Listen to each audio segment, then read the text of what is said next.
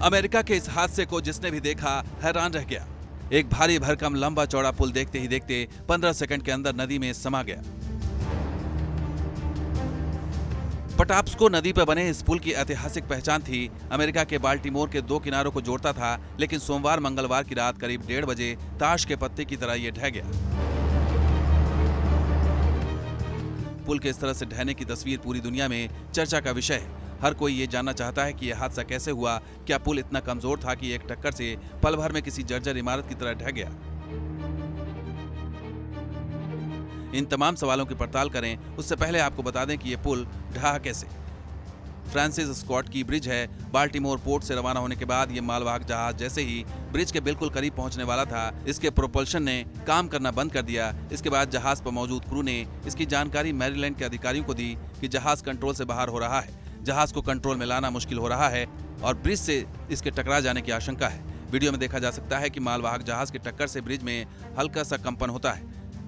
इसके तुरंत बाद जहाज में आग की लपटें दिखती हैं और अगले 2 से 3 सेकंड में पुल इस जहाज के एक हिस्से से टकराकर भरभरा कर गिरने लगता है।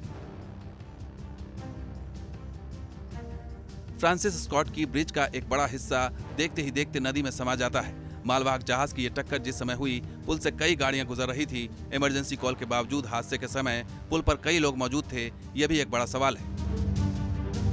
हादसे के बाद कई गाड़ियां टूटते हुए पुल के साथ नदी में गिर गईं। युद्ध स्तर पर रेस्क्यू ऑपरेशन शुरू किया गया, लेकिन अभी भी कई लोग मिसिंग बताए जा रहे हैं। मैरीलैंड के गवर्नर ने बाल्टीमोर में इमरजेंसी जैसे हालात की घोषणा कर दी है। लोगों को हादसे वाली जगह से दूर रहने की एडवाइजरी जारी की गई है। अमेरिकी तटरक्षक बल के अधिकारियों के मुताबिक द डाली नाम का यह जहाज बाल्टीमोर से श्रीलंका की राजधानी कोलंबो जा रहा था। जहाज पर सिंगापुर का फ्लैग लगा हुआ था। यह जहाज 948 फीट लंबा है। जहाज grace ocean private limited company का बताया जा रहा है। जहाज को 22 अप्रैल को कोलंबो पहुंचना था। जहाज बाल्टीमोर से कोलंबो श्रीलंका के लिए रवाना हुआ था। इस दौरान जहाज फ्रांसिस स्कॉट के पुल से जा टकराया। जहाज की ओनर कंपनी की ओर से इस बात की पुष्टि की गई है कि जहाज पर मौजूद सभी चालक दल के सदस्य सुरक्षित हैं, किसी को भी चोट नहीं आई है। लेकिन जिस तरह से यह हादसा हुआ, इसको लेकर सवाल अभी तक जस का तस बना हुआ है। फ्रांसिस स्कॉट ब्रिज की कुल लंबाई करीब 3 किलोमीटर है। अमेरिका के बहुत महत्वपूर्ण पुल में से ये एक है। बाल्टीमोर के लोगों के लिए यह पुल लाइफलाइन का काम करता था। बाल्टीमोर से वाशिंगटन और न्यूयॉर्क जाने के लिए यह सुलभ रास्ता था। दिन भर हजारों की संख्या में गाड़ियां इस पुल से गुजरती थी। पुल के टूट जाने से दोनों तरफ बड़ी संख्या में लोग फंस गए हैं।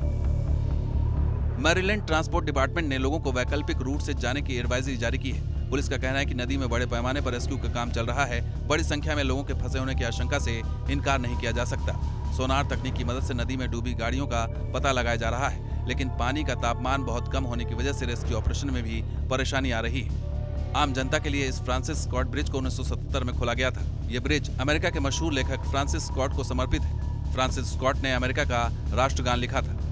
पुल हादसे के बाद ली गई एरियल व्यू में साफ नजर आ रहा है कि पुल के बीच के 3 हिस्से टूटकर नदी में गिरे हैं। तस्वीर के बाईं ओर से पहले हिस्से के पास जहाज खड़ा है, जिसकी टक्कर से यह हादसा हुआ।